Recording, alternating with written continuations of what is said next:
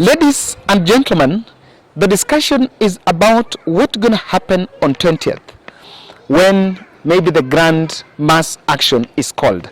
And I want to ask you a question from where you are. What is your feeling about 20th? What's your feeling about postponement of that mass action? I want to read in the comment section what you are saying, because I also want to know the feel. I've decided to go out so that I don't know that I should bring someone and ask someone here anaonaje kuhusu mass action, but I'll try to do those vox pop. I also want to do vox pop on what Kenyans think. Now guys, I think and I am convinced, if there is something that President William Ruto can do, it is not wrong, or rather it is not untimely to say it should be done. That's it. You know, as before that press briefing, we were all talking about there is nothing is going to do. Maybe the mass action is not going to be called. We have thrown a lot of narratives on the very said mass action and tried to create different diversions to it. But this is the reality. Maybe it's not today, but the way the Azimio seems to be building momentum, one day, even if not 20th March, a mass action will ultimately happen. That's one thing I can actually say. Maybe it did not happen today, it has been postponed, it's not 20th, but the discussion, or rather the plan, has not been stopped. You know what many people and what I think many political observers who are making is, was there a probability of Raila Odinga doing away with the mass action? That's not it. So because the 20th, the adjustment to 20th is a blessing in disguise for William Ruto. I analyzed yesterday that we needed to get our priorities, and what can be fixed should be fixed. Out of those nine irreducible minimums, we might have to sieve and look at others as political, while we also try to look at others as just trying to threaten. But is there something, that's the question, is there something that President Ruto can do now so that we do not get to a situation of that mass action? Because as things go, it's only Raila who is also trying to cool the masses. And before I finish, I'll speak passionately about trying to cool the masses, trying to manage the situation. According to me, there are some 4 things that President William Ruto must do, or rather should consider doing, between now and any moment that a mass action can be called. We're going to have that discussion for quite some time. That's one thing I can surely tell you, that that discussion is not going to sublime anytime, any soon. So, kindly subscribe to our channel, click the notification bell and like our video. Thank you very much for those who are supporting us from different parts of the globe. And in this analysis, I've pinned my number there. I've realized some guys are telling me, Kevin, nowadays you live stream, we want to buy you bundles. Yes, why not? I'll put my number there. If you buy me bundles nowadays, I normally live stream by there. So we shall grow together. And I want to share this. There is something that President Ruto, it is a matter of urgency that you do it. And number one that I think is on table is this. Look at those 9, look at what Azimio are saying. You know, you just need to listen. You cannot be dismissive throughout. I know, but maybe I'm wrong. Maybe they're just dismissive in public, but behind the scene there is acting. Try to look at what Azimio la Umoja is saying.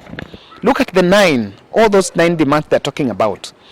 They're those which we understand by law, they're not under jurisdiction. For example, the question of server, I totally agree that there is no law that will compel President Ruto to address the issue of the server. But there is that which can be done. I know very well that President Ruto has been sticking on the law, which is the document of the land, but we also need to appreciate that there is a legal process and a political process.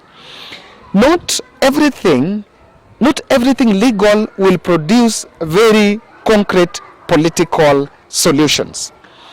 On what is happening, like for example, the issue of IBC, we need a political solution, because we are coming from an election where the country is feeling maybe it was not free and fair or so. The custodian of an election is the IBC, and we know that constitutionally nowhere Ruto amevunja sheria, but then the demand that let's think of what can be done. You cannot do everything, but again, you cannot ignore everything. Now look at the cost of living. The cost of living question, I have seen Azimio trying to vouch for the return of the subsidies, which I know the Kenya Kwanza successfully are, let me use the word sponsoring, a very elaborate smear campaign against the subsidies. And we need to question, and you know, my point has been very clear, and that's why the KK team seems to be getting it. That's why they normally miss the point. Subsidies were given under President Uhuru Kenyatta, or put under President Uhuru Kenyatta to cushion the public from soaring prices of goods. And we have successfully shown the nation that the said money that was released, probably it did not go for the subsidy. Now, we need to interrogate and audit further and just ask a question. Is the problem the fact, is subsidy an intervention that can work if it is well implemented? All of us will acknowledge that, of course, in this country we have a virus known as greed. You know, greed has really killed a lot of things in this country. So even a very good project sometimes can be killed by one thing known as greed. So we need to audit and say, fine, Uhuru Kenyatta gave us the subsidies on fuel, electricity, and unga, and so and so. Maybe it didn't work. Yes, if it didn't work, we need to ask ourselves, why didn't it work? KK have said that money went to the people's pocket. Then why don't you introduce it but let your money go to individuals' pockets? I'm going to be going further. I must know that very well. There are some subsidies that investors in those companies, and that's why the subsidy discussion Ruto is trying to ignore. If it is in maize, he might have realized that I don't want to do subsidy because those who are investing in the maize sector maybe are aligned towards Uhuru Kenyatta. You may want to give subsidy on fuel, but you later realize that the biggest investors in the fuel sector probably are Uhuru Kenyatta and people who worked in his regime. So it has never been on whether it is wrong or bad, but it has been on that it didn't go to the right people. So that's why my point number one was, you need to relook at Raila Odinga's list and say, is there something that we can address? It cannot be that everything that the opposition wing are saying is wrong. I think that totality, putting that in totality, pays a bit of ignorance of the highest order. So that is number one thing that I think President Ruto should do. The second thing I see here is, I've been vouching for Boardroom, and I don't think I'm not the only one who has been vouching for that, and we are in that front by also alongside Johnson Sakaja. In the wake of this discussion about mass action, there's a story of emissaries that was sent on who is looking for who. There have been stories of a team sent to meet Uhuru Kenyatta to try to talk Raila out. And I also saw Malala talking about Raila Odinga sent emissaries to President William Ruto. William Ruto must acknowledge something here. That it is a bit simplistic to say, I want to handle Raila, I want to dispatch the police, I want to see what they're going to do. We need just to understand and appreciate one thing, that there are things that are beyond us. For example, we have a problem with the dollar. Those who speak from point of knowledge know very well that the issue of the dollar is not a purely Kenyan problem. It's a global problem. Even the other countries are having it. But then you will allow it to be executed in public, to be punched on your face as if you don't want to solve the problem, if you can't listen to the other side. It reaches a point where let's come and reason together. We know very well that by law there is no legal recourse.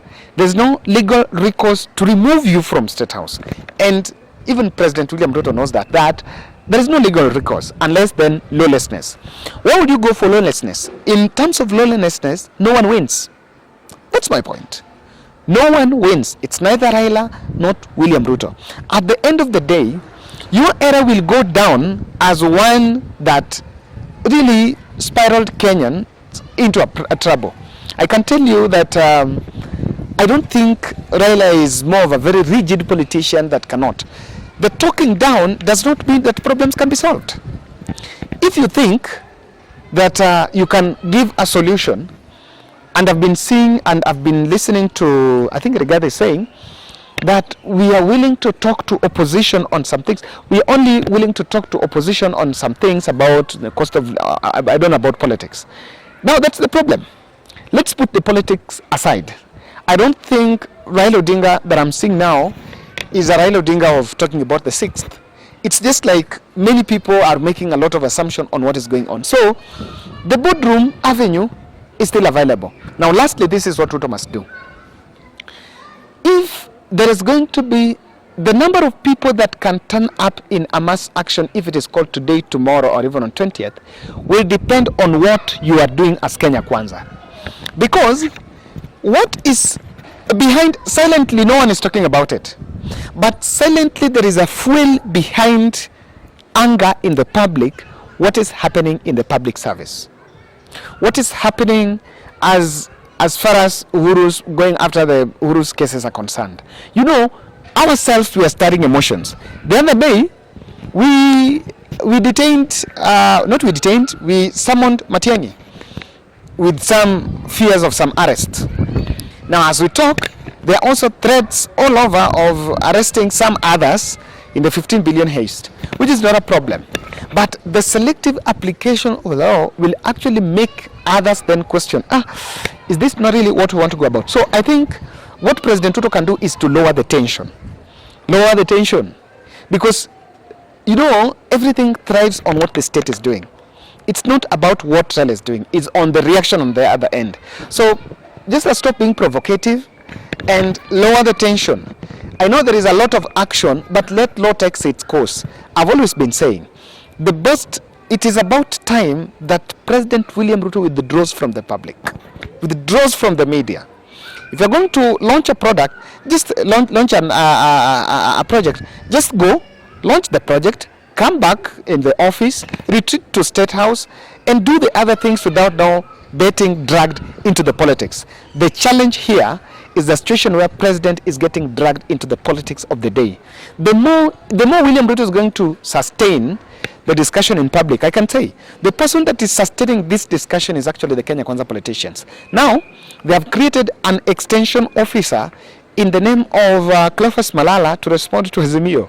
So if Kimani Chunga, the parliament team, is not active, they are now going to respond through the UDA party. So we are in some sort of a quagmire, and I believe the solution, as far as the custodian of the mass action could be seen as the opposition, the solutions to the problems of this country do not lie with Raila Odinga. That's what I can say. And so, if there is something that President William Ruto can do, why not? It should be done. That's my bold analysis.